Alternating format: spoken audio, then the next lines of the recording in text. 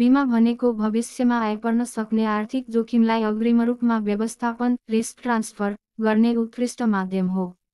यसले अचानक पर्ने आर्थिक भारलाई वहन गरी हाम्रो जीवनलाई सुरक्षित, अनुशासित र आर्थिक रूपमा मजबुत बनाउँछ। विशेषतः जीवन बीमालाई सुन्दर भविष्यको योजनाकार पनि भनिन्छ, किनकि यसले हाम्रो आजको बचतलाई भोलिको सुरक्षामा रूपान्तरण गर्छ। जीवन बीमा भनेको जीवनको सुरक्षा गर्नका लागि एक प्रकारको सम्झौता हो, जसमा बीमित व्यक्तिले निश्चित समयसम्म प्रिमियम तिर्दै जान्छ र बीमाकर्ताले अत्यधिक अवस्थाको घटनामा बीमा गर्ने व्यक्ति वा उनकै पारिवारिक सदस्यलाई निश्चित रकम उपलब्ध गराउने सहमति गर्छ।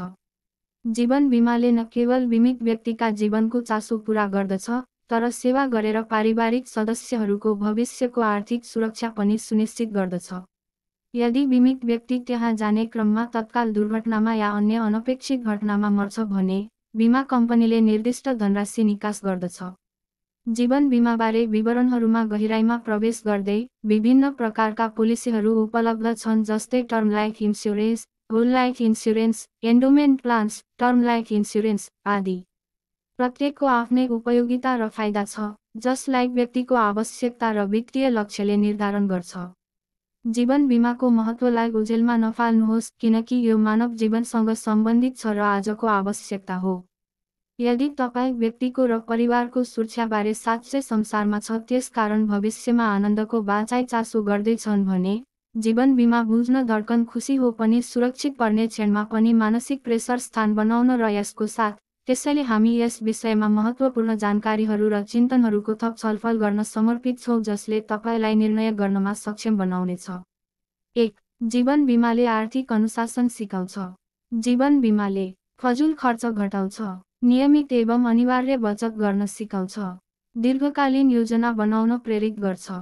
यसरी आर्थिक जीवनलाई व्यवस्थित बनाउँदै भविष्य सुरक्षित गर्दछ। 2. बुढेसकालमा आर्थिक सुरक्षा। हामी सबैलाई बुढेसकालमा पनि मिठो खान, राम्रो लगाउन, स्वस्थ रहन र घुम्न मन लाग्छ। जीवन बीमाले कमाउने उमेरमा गरिएको सानो सानो बचतलाई अवकाशको सुनिश्चित आम्दानीमा परिणत गर्छ। अवकाशची इच्छा मारिकन बस्न नपर्ने अवस्था बनाउँछ। 3. स्वास्थ्य सुरक्षाको ग्यारेन्टी।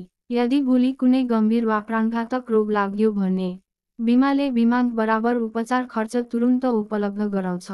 घर बेच्न, ऋण खोज्न वा चन्दा माग्नुपर्ने अवस्था आउँदैन।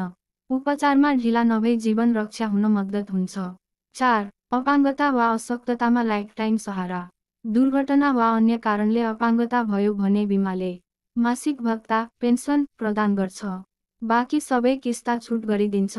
बीमा अवधि सकिँदा बीमा प्लस बोनस पुनः प्रदान गर्छ। यसरी जीवन बीमा भविष्यको साँचो सुरक्षा कवच हो। 5. बालबच्चाको भविष्य ग्यारेन्टी।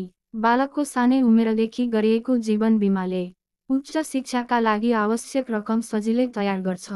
अभिभावकको मृत्यु भएमा बच्चालाई नियमित पढाइ खर्च मासिक दिन्छ। बाँकी किस्ता छुट गरिदिन्छ। बीमा अवधि सकिँदा बीमा प्लस बोनस एकमुष्ट उपलब्ध गराउँछ।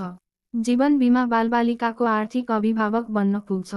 6. सजिलै ऋण सुविधा। बीमा गराएको 3 वर्षपछि बीमा लेखलाई धितो राखी 1 घण्टाभित्र ऋण लिन सकिन्छ।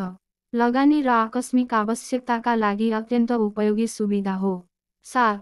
बोनससहित आकर्षक फाइदा। किस्ता नियमित बुझाइ बीमा अवधि पूरा भएपछि बीमा प्लस बोनस रकम एकैपटक प्राप्त हुन्छ।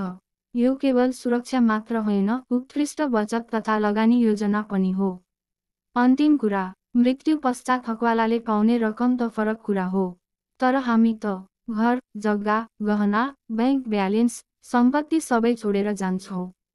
यिनै कुरालाई सोचेर मात्र होइन, जीवन, अनुशासन, योजना र भविष्यका लागि बीमा अत्यावश्यक छ। जीवन बीमालाई मृत्युको विषय होइन, सुन्दर भविष्य निर्माण गर्ने साधनका रूपमा हेर्नुहोस्। तपाईको भोलिको दिन उज्यालो र सुरक्षित बन्दछ। अझ विस्तृत जानकारीका लागि सम्पर्क गर्नुहोस्।